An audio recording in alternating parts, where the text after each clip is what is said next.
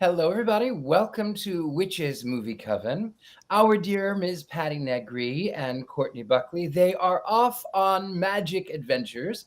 So I am going to be doing a little bit of the hosting part. I'm going to do my best Patti impersonation tonight. You might see that.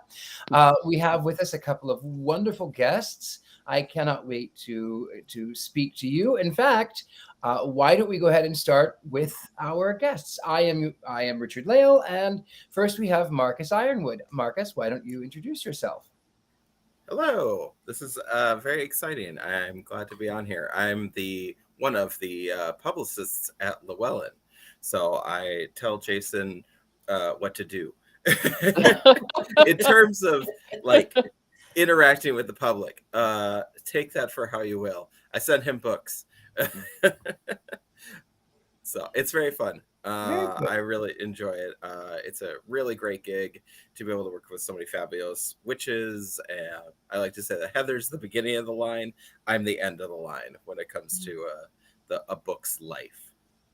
That is amazing. Well, welcome. We are so glad to have you here. And we also have special guest tonight. I'm sorry, it's Gwion, correct? Yes, well done. That's perfect.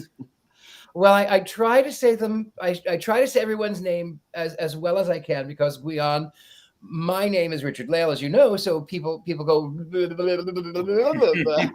want to make certain that your name was spoken correctly. Gwion, why don't you tell us about yourself? As Markus said, he's sort of the end of the line with book publishing. I'm usually where good books go to die because I'm stuck in a bit of a writer's block at the moment. So no, it's not true. I'm writing a bit now. All the things. I'm a witch. I'm a pagan. I'm an author. I'm a cook. I'm a musician. A movie buff. I'm a mother, I'm a sinner, I'm a saint. That's right. Yeah. I'm all those things and, nothing and all and that. A fan of the Lionesses right now, too. Oh, right? Yeah. Brilliant. Yeah, Absolutely. Well done, Lady Lions. And of course, we should go ahead and we're going to go over to Ms. Heather Greene because Heather Greene, as we have been told, is the start of all things. Hello, Heather Greene. I am not the start of all things. I'm the start of some things, but not all things. I am an author and I am an editor at Llewellyn. That's how what Markus was referring to. I'm an acquisitions editor, so I bring the authors in and usher them through the process till they get to Markus and beyond. I am also a journalist covering all kinds of things that are occult and witchcraft for mainstream media, which is super fun interacting in that world. I work with wonderful authors, and I also wrote my own book because I am a film historian. You can tell I'm a Gemini, right? Like all the things are happening at once. Lights, Camera, Witchcraft, which is the definitive guide to witches and witchcraft represented in American movies. So that's who I am. Thank you, Heather Greene. Always a pleasure. And now we go to Goldilocks himself. Back after another week off.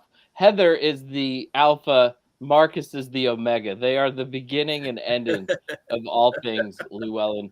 I'm Jason. I've written 9 books for Llewellyn. Some of them have even been successful. So that's been exciting. And I've spent much of my summer traveling from pagan festival to pagan festival throughout the United States. This is my latest book. This is Modern Witchcraft with the Greek Gods, which came out in December.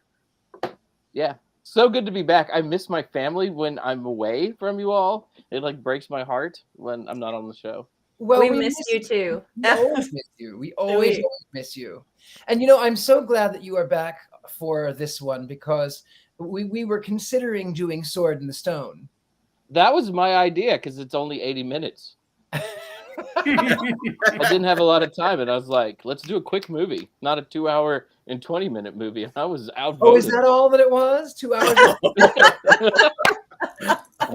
It seems like it goes on forever. Speaking of which, we are doing the 1981 classic. It is called Excalibur. Excalibur, of course, not the hotel in Vegas. That would have been far more exciting. Heather Greene is actually here dressed as Morgan Le Fay, and that's why she's so lovely and her shiny and Heather, you should show your hair because It's it the is- pony, Heather. Yeah. It's the pony. I can't. I don't know which way is her. Is that Heather Greene or is that Heather Mirren? I can't tell. I'm so confused. Exactly. So confusing. And speaking of Heather Greene, why don't you go ahead and tell us, Heather Greene, about how this film plays in the witchcraft realm? Okay, so this being a joint film that was made by the UK film industry and the US film industry, although mostly by UK, I didn't focus tremendously on it, similar to some other films we've talked about, because my book was particularly on American film, and there was a reason. You can read about that in the introduction when you buy it. But there's a lot of good things. The UK culture, the culture there and the culture here, especially when it comes to films, was very aligned. You get a lot of similar things going on with the cultures, not exactly, but similar. I'm sure Gwion can speak to that.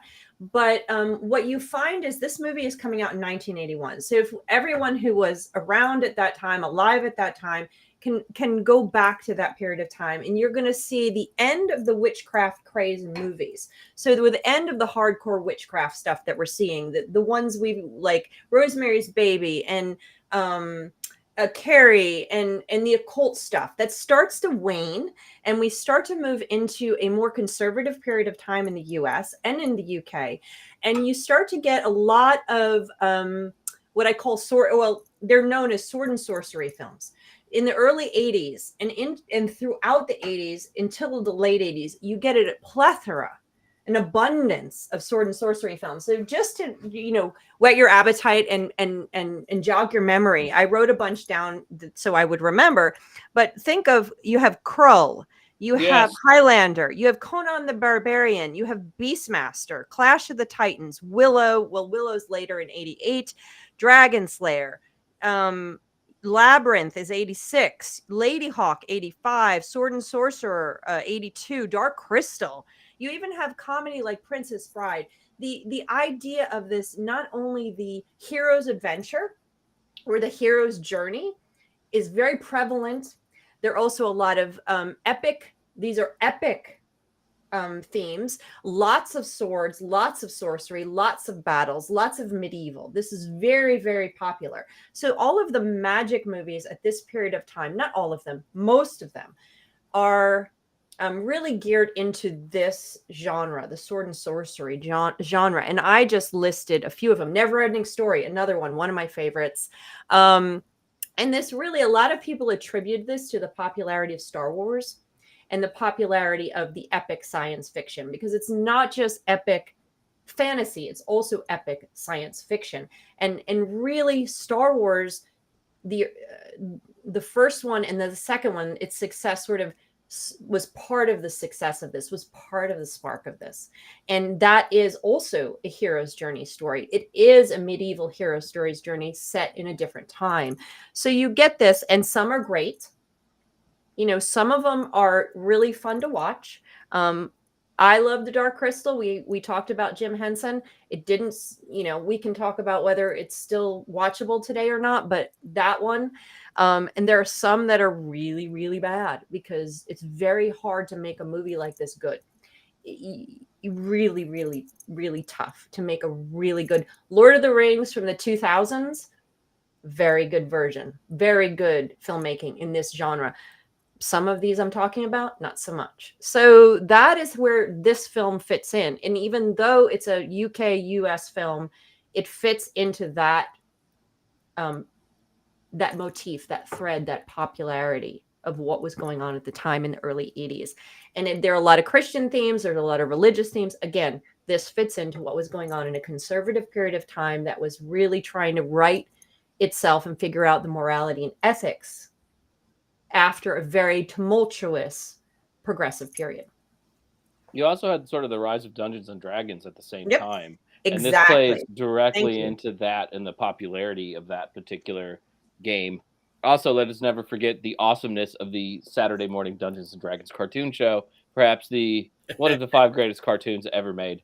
Wait, what about Grayskull. He-Man. Masters of the Universe, Masters of the Universe. Same Skeletor, Beastman, the figures Jason collects. Hey, I totally see you on that. That's good. That's all good. That's absolutely true. And for those who may not have seen the film, because there are a few of you, I always like to give a little bit of a synopsis so that people can follow along and they can understand what is happening. So for those of you who have not seen Excalibur, good for you. I can't wait till I get straight.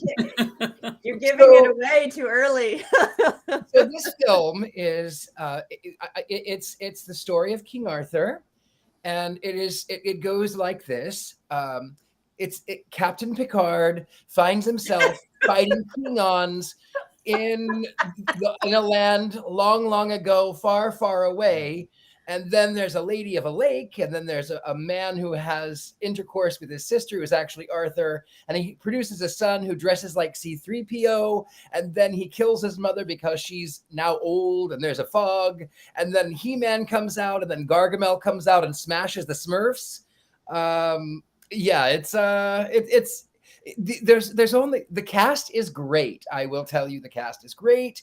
You know, Sir Patrick Stewart and Liam Neeson and Helen Mirren and that guy. I don't know who that is. Oh my God, really? Oh my God. Only one of the finest actors of all time.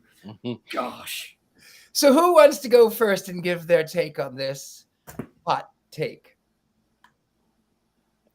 On the movie? I would like to go first. Even though somebody in the comments said, given the weird languagey bits in it, that they hate the movie with a passion. I absolutely adore this movie. I watch this movie at least once a year, usually when I'm really looking for inspiration or when I'm missing England a lot and I want to connect back to England. I adore this movie. Now, just to be, particularly fair.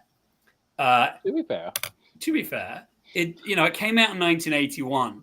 So you have to look at things like CGI didn't exist, right? A lot of the special effects that you might think of today didn't exist. So they did a tremendous amount with lighting.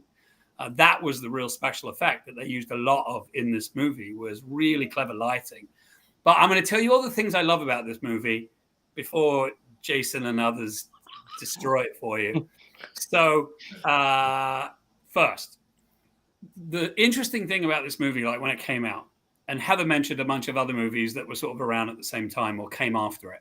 If you go back and you watch that list of movies, it's not supposed to be in England. Okay. So if you go look at other movies that were around at the time,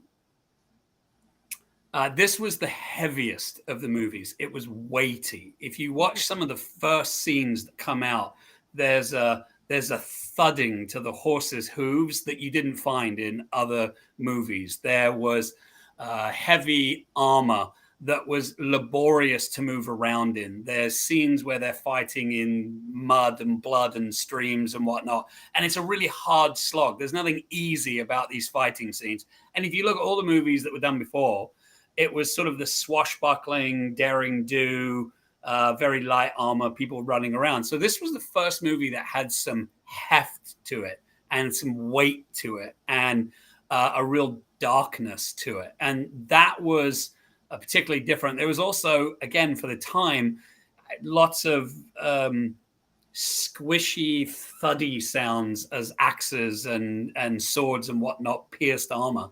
And that was really, really different. And then it also did an interesting thing, I think, where,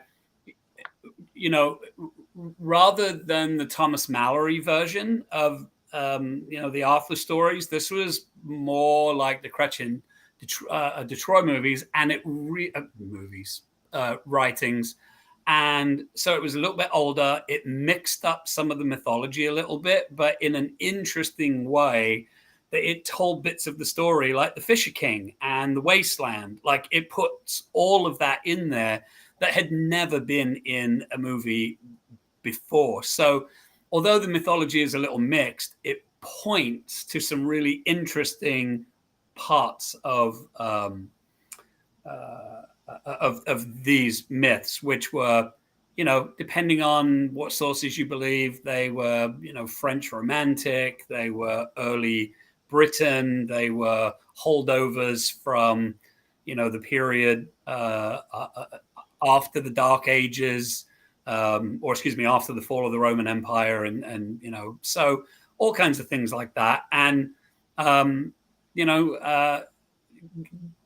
historically some neat places in as well. It talks about Cornwall and Tintagel, which are real places in England, or at the time, sort of Britain, as it would have been. But yeah, it's got some really neat pieces in it, and that's what I love about it. Not to mention, I know Jason disagrees. I love the music, even though some of it was odd choices. There's some brilliant music in it. When they play, what is it? Carmina Burana. Yeah, it's absolutely stunning as Arthur's coming back to life. It's embarrassing and a cliche. And the only thing that I can think of was the man with the 1980s perm. This is all natural. This is all natural. It. When they were playing Carmina Burana, all I could think of, give me salsa cookies, send him to North Korea. Yeah. Yes. Who wants to go next? Let's let Heather go next because she likes this movie too, and then we can destroy it, Richard-Lael. Well, I think we need to ask Markus because he's our guest. I'll wait. I'm waiting. I'm waiting. Markus? Well, I'll say I didn't hate it. I didn't hate mind those it. 2 hours I and didn't 20 mind minutes. it. That's the proper word, the proper phrase for this. The show. I didn't Heather mind Greene's it. shirt is here. This is Heather Greene has. I didn't mind it. So you didn't mind it. I certainly didn't mind it. I was watching. For a little bit back. I took several Arthurian courses in college. I've loved the Arthurian story. Like I've read Mist of Avalon too many times in my teens and 20s.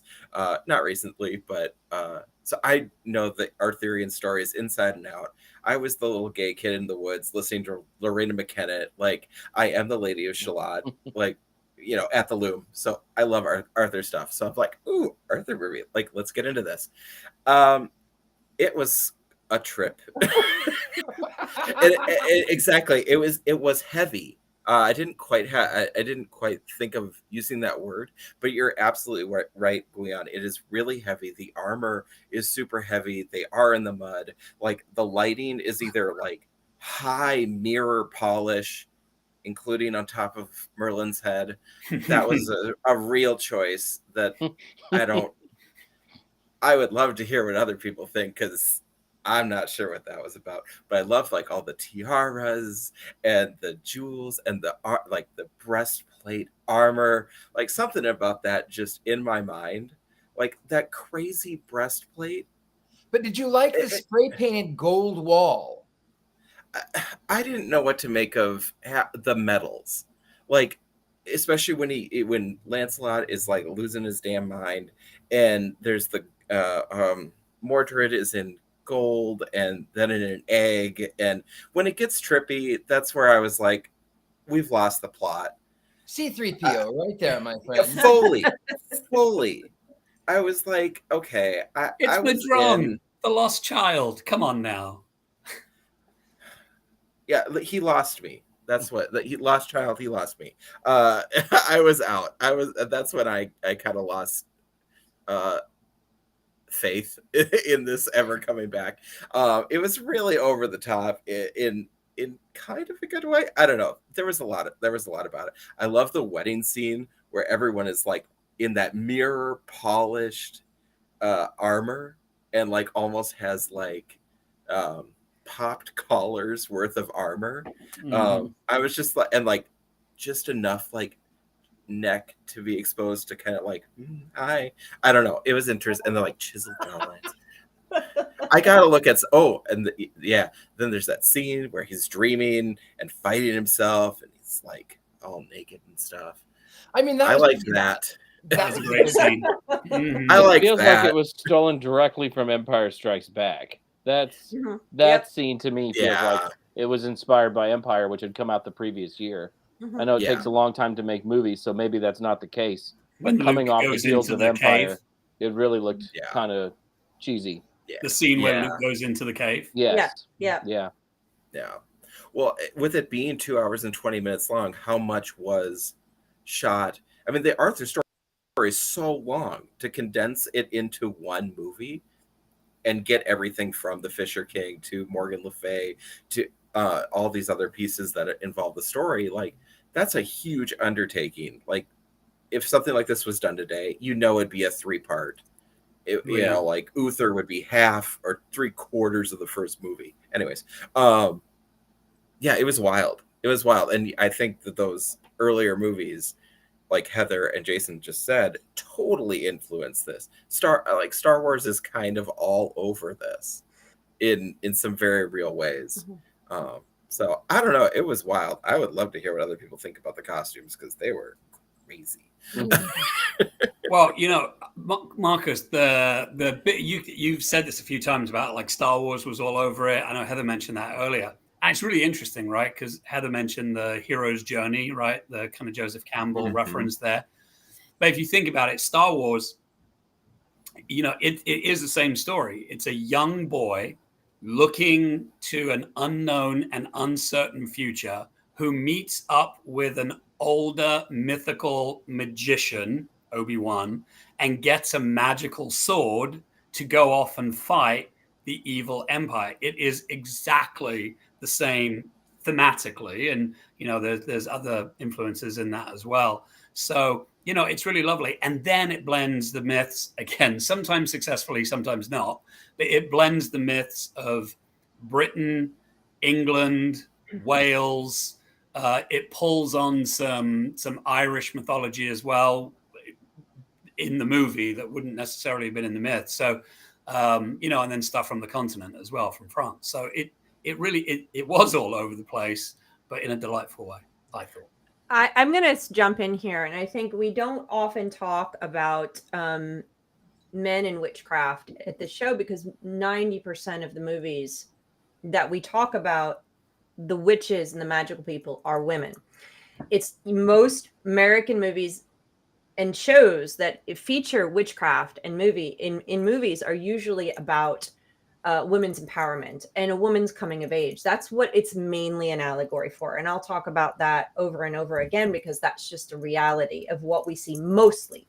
The most of the male witches don't have any kind of legacy. They don't have these kind of stories. And I talk about this in my book and where they fit into that, because these are usually not the hero's journey. And the hero's journey is, in Hollywood movies, the coming of age story for men. So for women, it's different. You're 16. It's the fairy tale is what we have for women for the most part. And take this or leave this as good or bad. I'm not judging. I'm just saying this is what Hollywood presents. Hollywood presents the woman's coming of age as more like the fairy tale. The boy's coming of age is the hero's journey. And so you see it in Star Wars. You see it here. You see it in Harry Potter. That's exactly what Harry Potter is. The same thing. It's that hero's journey. And so when you see in magical movies a coming of age story, typically the boy is not magical, with the few exceptions. We tried it in the Covenant, didn't we? We loved the Covenant. I didn't mind the Covenant, right? And it's nice to look at. It's a movie. I didn't mind it. It's a movie. It's a movie. It was But a you movie. don't really very rarely see it. No, in this case, the magical person is, again, not the male coming of age story, but that's what we're having here. And that's what most of these stories are. Dragon Slayer, exactly the same thing. Beastmaster, Conan the Barbarian. Most of the magical people in these are women around the sides who are causing problems, who are negative witches, who are evil witches associated with Satan, who are associated with badness, which is what you have in Morgan Le Fay here, or Morgana as she's called. So You even have the snake imagery with her. exactly, there's a heavy at Christian. the There's end. heavy Christian overlay in the morality and the ethics that are presented in these, and what's good. And usually, the witch or the sorceress or the magical is usually in these cases a dangerous woman. So I'm just pointing that out now for my review of this film. I love and hate this film in so many ways. The things I love about this film, I love the lore, but there are moments in this, and the costumes are fun. There are pieces. There's moments in these films that are just juicy and just fun. I love the irreverence that way they treat Merlin.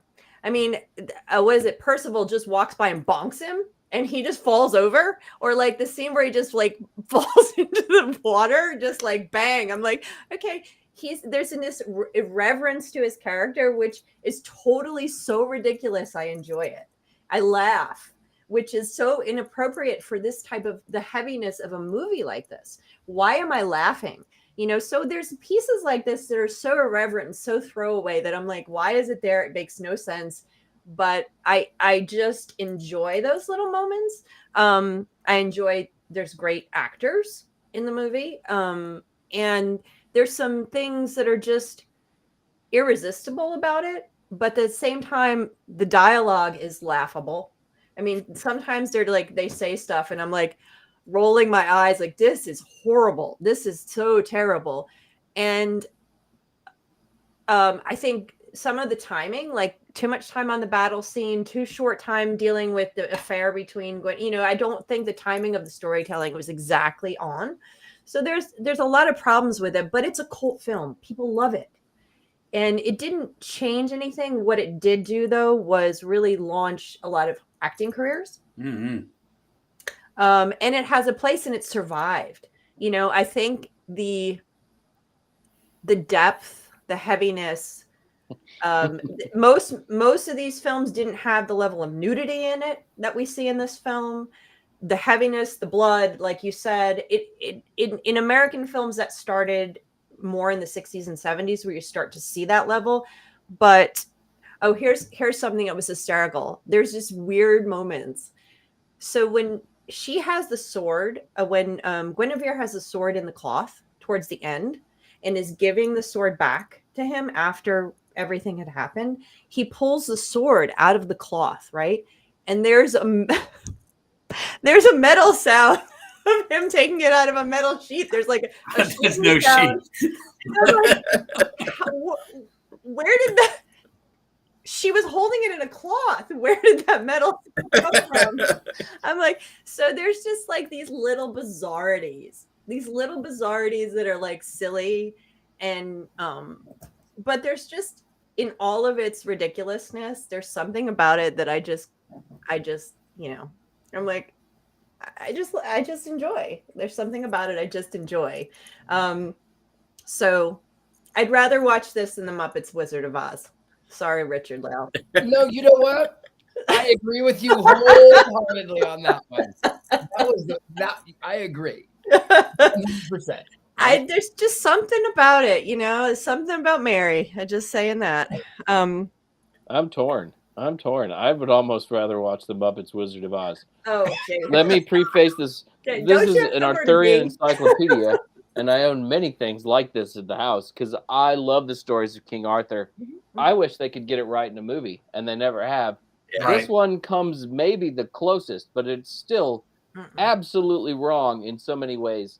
I think it is a noble failure, right? There are parts of this movie that maybe were good, but the problem is that there are too many parts that are bad. There are actors who are completely miscast. Nigel Terry is not my Arthur, especially early on when he's drawing the sword from the stone and he's supposed to be 19. It was like, I wouldn't follow that.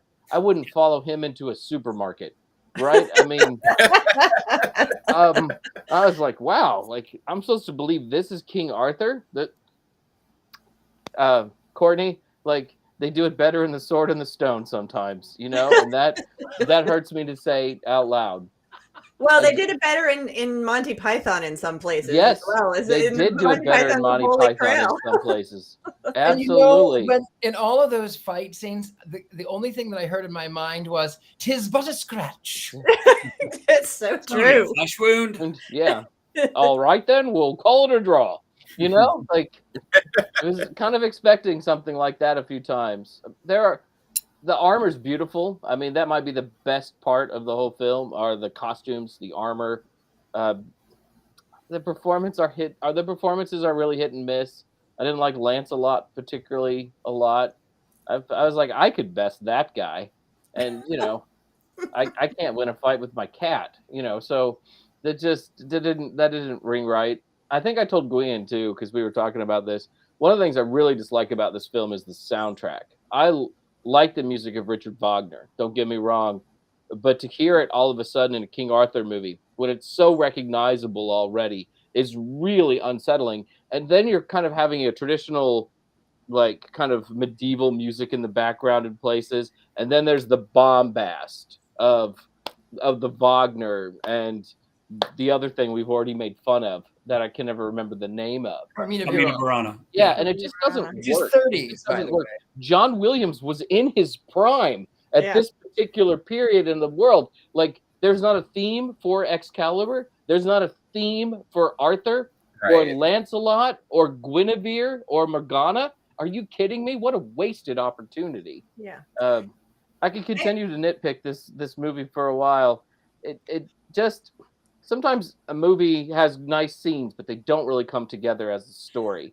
And Jason, I really feel that's I the case completely in this agree with film. you. Sorry, Jason. I didn't mean to do that. No, it's all good.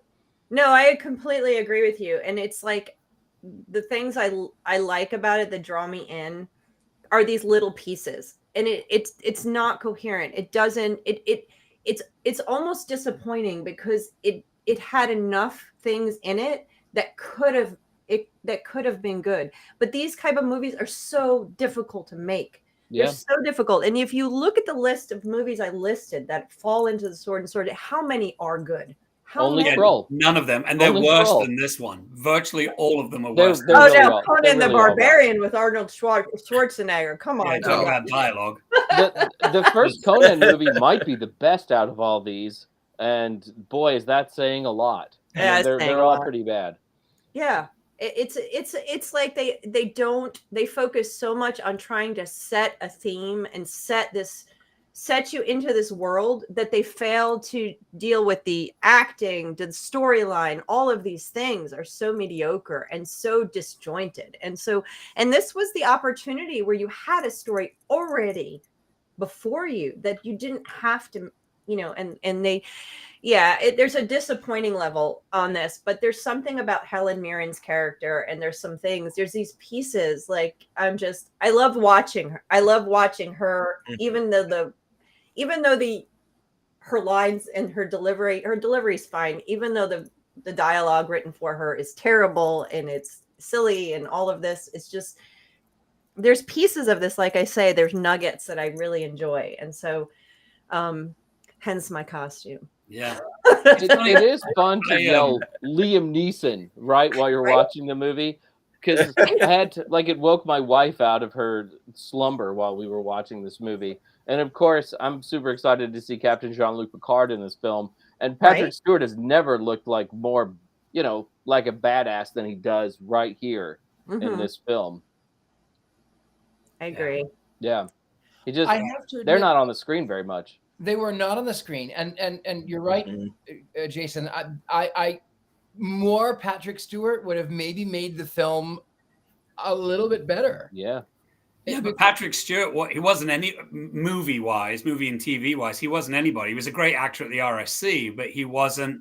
This was one of his first movies. Same with Liam Neeson. This is some of the first times they were on screen. Gabriel Byrne, who we haven't even mentioned, was Uther Pendragon, and what a powerhouse he is as an actor, or has been as an actor. And in many cases, these were the first times these people were on film. And it's interesting because we criticize it a lot, but I think the budget for this film was $10 million, and it made, I think, about $40 million. So, great for the investors, I'm sure. But $10 million, you couldn't hire Patrick Stewart today for $10 million to be in a movie. So it's amazing what they did with that. Again, with all the armory and all the other stuff that they built into it. So, I think there are some things that you have to keep in mind there. And yeah, Heather, I agree. There are some weird things. Like one of the most wonderful scenes that I adore, and somebody mentioned it earlier, so Guinevere and Lancelot are on this mossy embankment and they're making love and they're all wrapped up in each other and they wake up and Excalibur is between the two of them. Brilliant. However, that's from Tristan and Isolde. That scene is not actually in the traditional Arthurian myth, obviously. And that scene is not brilliant. It's terrible. Like, what was she thinking? Like, okay, I'm the queen. No one will notice that I'm gone tonight and I'm sleeping with someone else.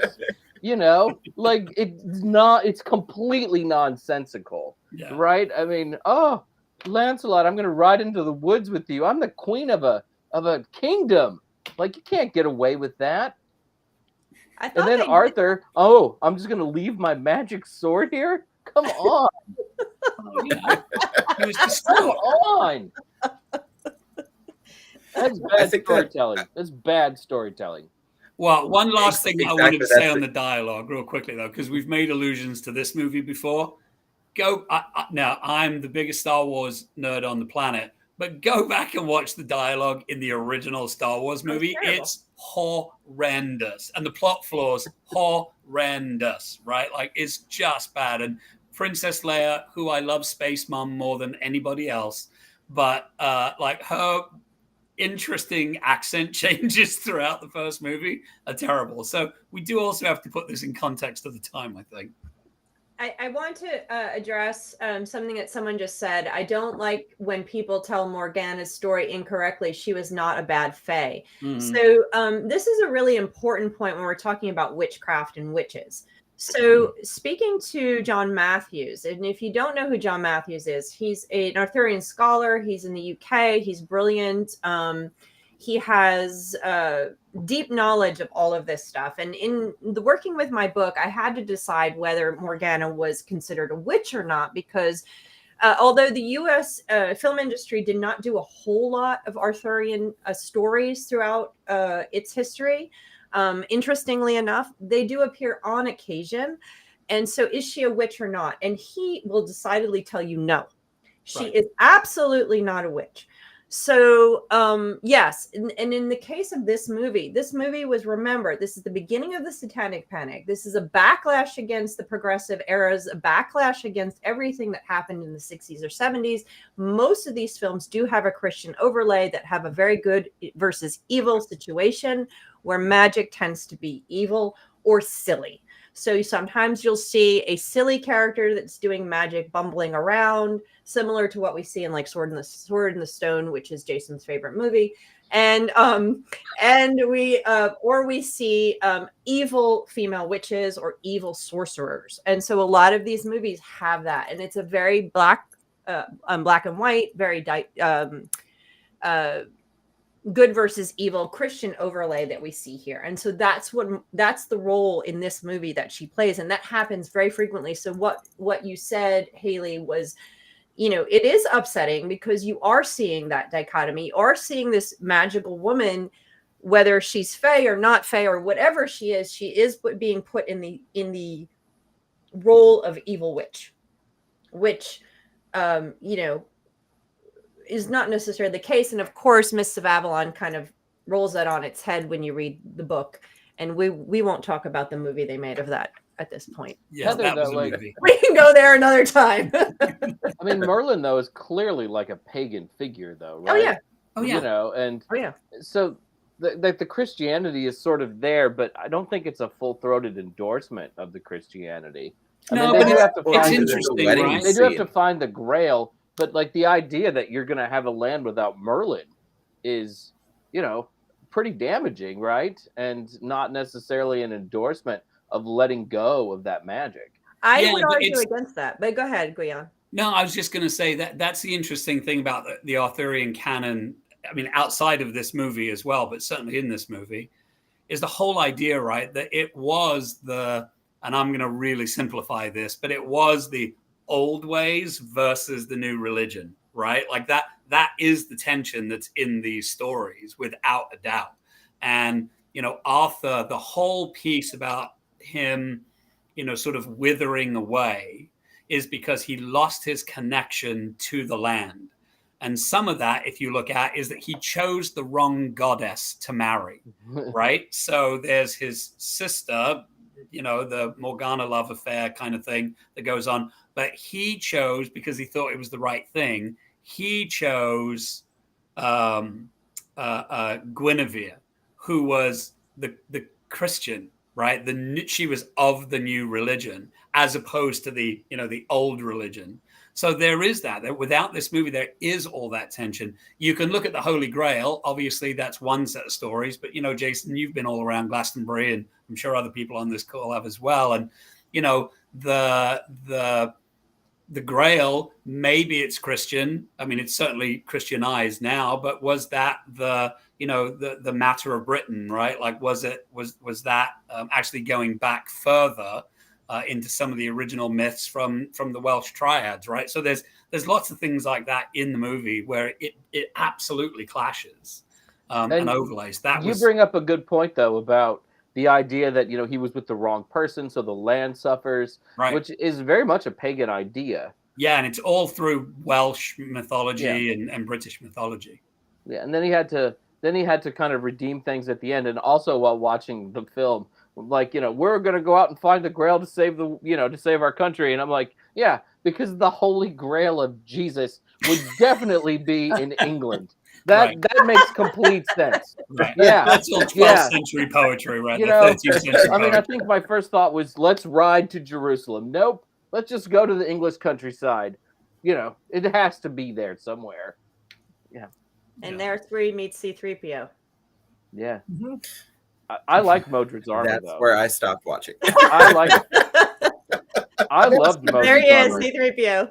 I think he looks creepy, and I love that he looks different than everybody else, which really sort of marks him as the bad guy. Yeah. But Joffrey. Yeah, that was one of the things that I liked about the movie. He just looked so unsettling. Especially with like when his hair is all slicked back, when you see him without the mask on, he looks like an entitled little shit, doesn't he? Someone called him Joffrey in a story. If you're familiar with Game of Thrones, they said he's Joffrey. Yeah. Yeah. Well, he looks alien. Yeah. Even to everyone else there. Like, he's like, when he's with Morgan, he looks alien. When he's in his armor, he looks alien. He doesn't. And that's like kind of the problem is, with his character is he's the love child of, incest, essentially. Yeah. He doesn't belong in that world. He looks alien. His character doesn't belong. He is the bad guy. Like, for as much, critique as I can give his character's costume, like it fits with the narrative quite well. Even though it kind of throws me off. He's also like svelte in a way that the other characters aren't, like the way his armor looks. Yeah. Everybody else looks very big and bulky, and his armor almost looks sleek. It's really different. In reality, that armor would not. What would you do with that armor? There's nothing you could actually do. And the scene where he's torturing the knights and trying to get them to renounce Arthur. They're so much bigger than he is, and this is clearly plastic, spray painted plastic. It'd be great for a Friday night date. I've worn worse. And this movie was nominated for, I think, a couple of Oscars. That's a question. Yeah, it was all set design stuff. Yeah, right? It was like lighting and photography and stuff. Obviously not for actors. No, this movie, like if you go back and you read the reviews, there were two types of reviews from this movie. Brilliant and what the hell were they thinking? Those are the only two types of reviews. It was either panned or praised. There was nothing in the middle. There was some people that recognized, like, like I have said, and like some of us have said, there's pieces of this that are really good, but there's pieces of this that are really problematic. And so I think you see some mixed reviews, but it was not it's a cult film. It's one of the films we chalk this is not necessarily for everybody, but it's a cult film that people just love to watch. I mean, I went to, and I can talk about this for a minute, is several years ago, I went to Dragon Con dressed in my Morgana costume with a good friend of mine who was dressed as Merlin. And so we walked around, and I don't know if our producers have that shot of us, but we walked around Dragon Con in our costumes, and it's very rare you see people cosplaying from this movie. And so we got a lot of everybody was older, because everybody that saw the movie were older, and they were like, oh my goodness, look at you guys. So that was really fun. It is something that people recognize. It is some people of a certain age really love. So there is a cult following for it. But there's one thing I want to bring up that we haven't talked about yet, and that is the charm of making, which I'd like to recite right now. Oh, so glad. If smoke starts to come out of my mouth, I may have to turn the camera off. So, Anal Nathrak Uthras Bethu Dohel Dienbe. Yeah. Anal Nathrak Uthvas Bethu Dohel Dienbe. Anal Nathrak. And that's the best line in the whole film. I love it. It is.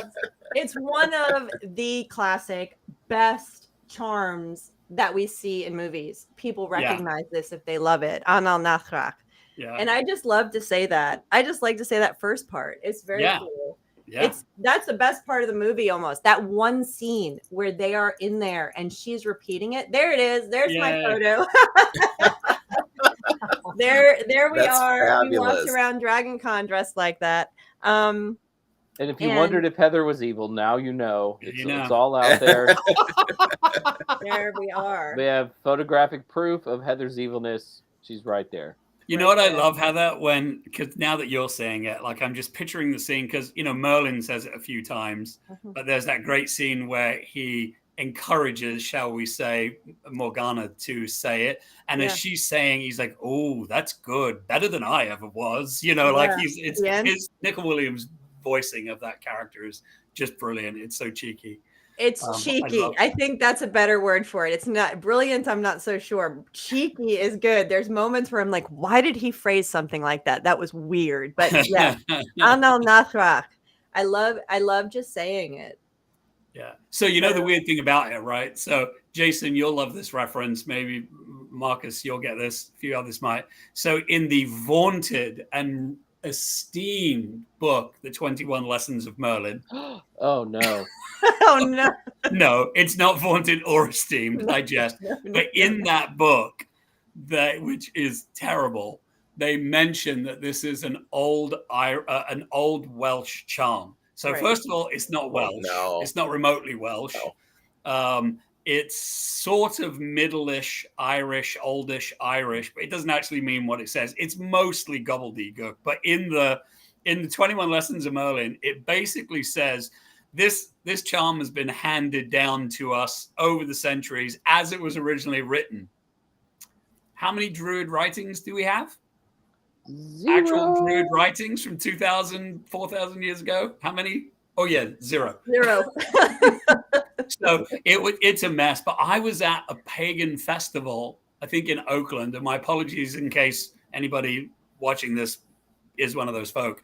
But there were a group of people that got up and to open the pagan festival recited Anal Nathrak Vas Buthaid as like the opening prayer. And I was like, oh, God. Oh, really? no. Yeah. But at the same time, that's a choice. But I will say, though, magic evolves. And, when we think of even, Star Trek, and it actually was a Jewish blessing that you would bless people. And even the horned magus in Italy, that was a symbol of blessings and driving away evil. And then now it's associated since the 80s with heavy metal.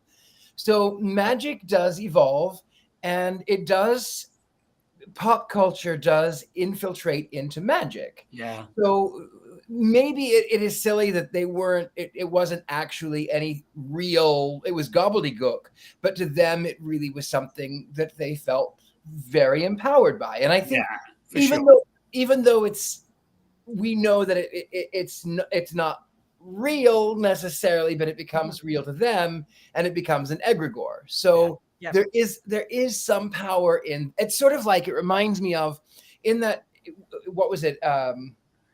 It was that Tim Allen movie where they The Santa Claus. no, it was a knockoff of Star Trek. I know which one. Galaxy Quest. Galaxy Quest. And it was Alan Rickman. And it was, by Grapthar's hammer you shall be avenged. And as the actor, he hated, the fans wanted, by Grapthar's hammer you will be avenged. And then it turns up when he's trying to save someone and he needs to help this guy channel his strength, he says, by Grapthar's hammer you shall be avenged, or Trelluck, or whatever he's saying. And it's just a little mantra that helps them in the moment. It's silly, perhaps. It's not really what it means, but it means something to them. And I like the fact that magic does evolve that way. Yeah, that's very true. I think that it's important to add on to what you're saying here. And I did a study on this, and I have an unpublished paper on this, is the importance of pop culture and its relationship to spirituality and religion. And that in many cases, as religion, as formal and traditional religions wane in our culture, pop culture takes the place. And you can see things like Dragon Con, like that I went to, and a lot of the conferences we go to as pagans, or a lot of other conferences that all of us have gone to, will take that place. And you see that with and my study involved the bronies, it involved Star Trek fandoms, it involved all these fandoms. That, yes, you're right, these things become meaningful in more than just a silly thing, and they are more.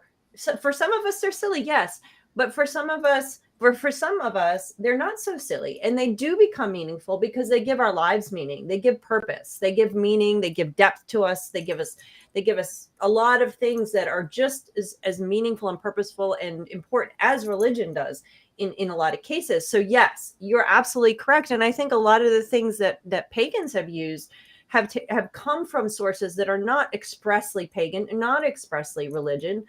And we've adapted them, and they become, because we imbue them with meaning. And like you said, magic is adaptable. Magic can be, I know people who have used pop culture and pop culture magic. I'm very much a fan of that. And I know that a lot of us, and some of us sitting here perhaps, have used pop culture elements in our rituals. So yeah. I will tell you, Heather. Absolutely right. I have a quick question, though, before we're done. Yeah. Why? There have been so many retellings of Arthur over the years. Yeah. And obviously, these stories have been told for almost 1,000 years, and there's a great love for them. Why is Hollywood unable to get this right? My personal feeling on it is that it's a really good myth is allegorical. How many great movies are there that you can name that are brilliant adaptations of Greek myths? There aren't that many. Right. So Harry Hamlin. That's easy. Come on. But come on now. Come on, that movie's awful that's too. as good and as accurate as Excalibur. That's true. But it's you get the idea. There's just I think it's very hard to encapsulate myth when you're expressly going for myth. That's why I think what was so good about Star Wars, right, is that it made this epic space movie that had mythical undertones to it, as opposed to being a movie about a myth. And I think that's really the hard part, is what's the entry point of a myth? And that dives right into psychology. And one last thing that I just have to say, just because I don't want to be like the complete prick on the phone here, but the bit about pop culture and, Anal Nathrak being used, I'm all for it. It was disconcerting when I heard it, because those folks believed that they were speaking an ancient tongue. That's the bit that was challenging about it. But I have somebody's posting in here about, Chilling Adventures of Sabrina and whatnot. I will tell you, every Samhain, I have midnight margaritas, and that comes from the movie Practical Magic, and I fucking love it, and that's just all there is to it. So absolutely, we incorporate what makes us feel. We are coming upon the time, so we have to vote. We have to raise our wands. If we like this movie, you at home too. Do you like this movie? Are you going to raise your wands? Do you not like this movie? What are you going to do? And I don't have my wand here, so I'm going to bring out something very special. And on the count of 3, 1, 2, 3, wands up, wands down. Is that up or down, Richard-Lael? I can't tell. For the birds. It's for the birds. It's for the birds. I'm going to give it the bird. This is a family show, and this is the best that I can do. I just can't give this a thumbs up. I mean, it plods along. It's too long. It's a great investment of time. It may be only 2 hours and 20 minutes, but I'm with Richard-Lael. It feels like it's 4 hours long. Mm-mm. It's a long one. It's definitely a long one. I mean, it's not. There's some good things about it, like we all discussed. The acting is acting. The costumes are definitely nice. The lighting is. So I can't fully say it's down, but will I ever watch this movie again? That is the question. No, I will not. Watch Robin Hood, Prince of Thieves instead. If you're going to do a movie based on British mythology, I much prefer that. Yeah, we can talk about that some other day. And why can't they get it right? I think Gwion's right. It's a complicated myth, and it's a myth, and they just keep doing what they want. It's not history in so much, and Hollywood has a really hard time with medieval stuff. They just overdo it. And I think that's a lot of, and this wasn't expressly Hollywood, but except for yes. Prince of Thieves, which is a terrific film, minus Costner. Kevin Costner. We'll get to that another day, right? Yeah, it has a witch in it. Oh my God. Minus we the main should do character. that movie because it has a witch in it. Any movie with a witch. Yeah. Helen Mirren deserved better. I like that because I do enjoy watching her. Thankfully, she had the Fast and the Furious franchise to fall back on in her later years.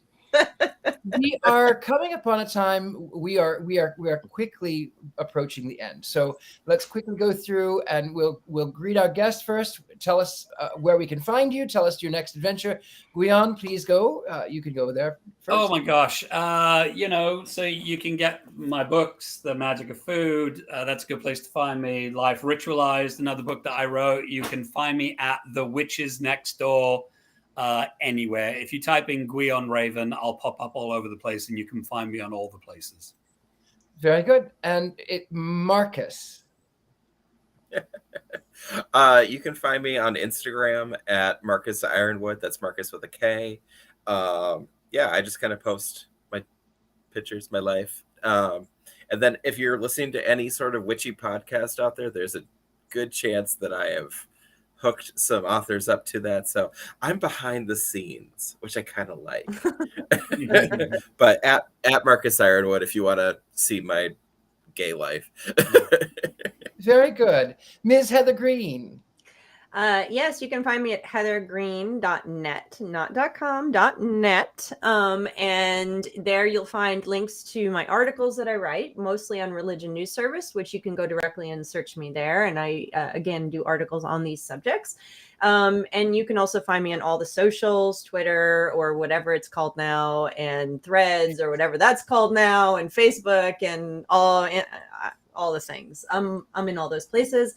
And you can find my book anywhere good books are sold. Very good. Jason Mankey.